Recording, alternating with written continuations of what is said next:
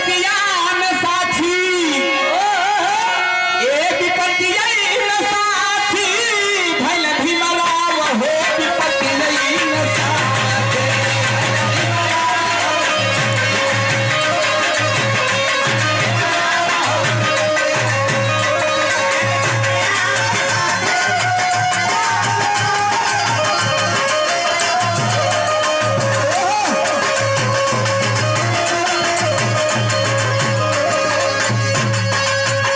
पप्पू भाई थोड़ी सी गड़बड़ी हो रही है। अरे विपत्तिया में साथी, अरे विपत्तिया में साथी, भइल भीमराव हो विपत्तिया में साथी।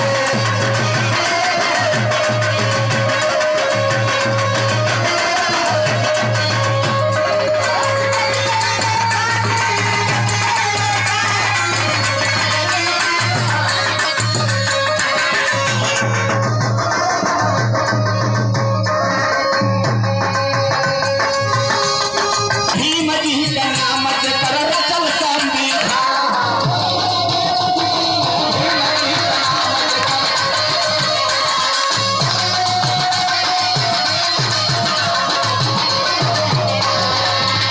अरे रचल संविधान जेकर रचल संविधान, रचल संविधान।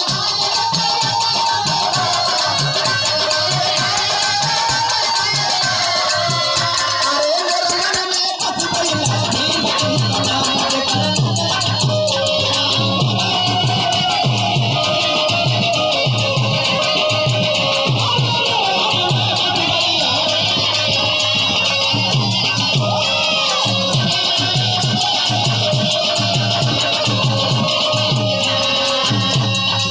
पहले देखा दुकानदारी जारी रहे। ये हमारे सैदपुर से साहब जी। मन में बस गइला भीम जी का नाम जेकर रचल संविधान।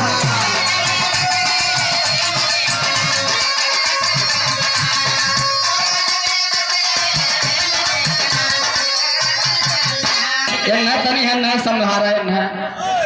ये सबसे अच्छी पढ़ाई भाई पढ़ ले हो न तन की देखा करता हूँ। नमो बुद्धाय जय भीम करता हूँ। मैं भाई से एक विनती सभी साथियों से करना चाहता हूँ। ये हमारे डॉक्टर साहब का फरमाइश हो पूरा हो जाए। डॉक्टर साहब क्षमा करिए, पूरा हो जाए, खाली 5 मिनट और आप लोग बैठ जाए। हमसे विनम्र निवेदन आप लोगों से हमारी हो। हमारो दुकानदारिया चले दिखाई गीत हमारे आप भी न डली तो हम गीत ना गाई, बंद कर दे, हम न गाई। साथी इसलिए आप लोग बैठ करके गीतों का आनंद ले। और हमारी माताएं बहनें सुन रही तनी अनहन लोगन वाली हो जाए एक लाइन।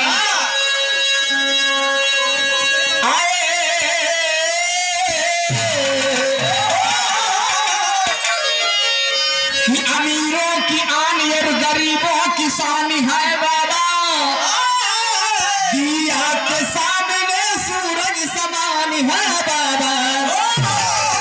जो लोग जलते हैं भीम की हस्ती से, उन्हें नहीं पता कि कितने महान है बाबा। मेरे साथी बाबा साहब भीमराव अम्बेडकर 1956 में ओबीसी समाज के लिए कानून मंत्री पद से त्याग करने का काम किया।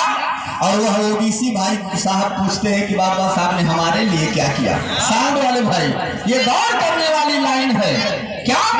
आइए कहना है एक लाइन और कि बाबा भी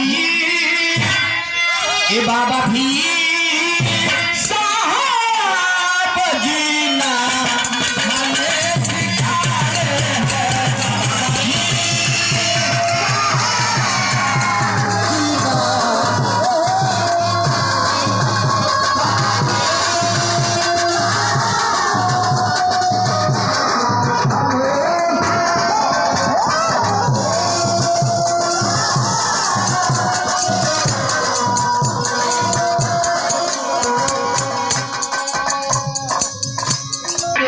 छोटी कर दे मेरे भाई।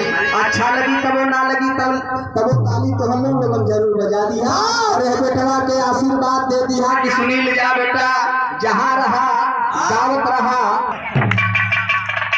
पागल कहीं के एक्सरे करे की जरूरत ना पड़ी बड़े भाई है। लेकिन आप लोगों की आशीर्वाद से सुनील कुमार यहाँ तक पहुंचा। आइए एक शेर कह के गीत खत्म कर देता कि हमारा अज़्म है कोई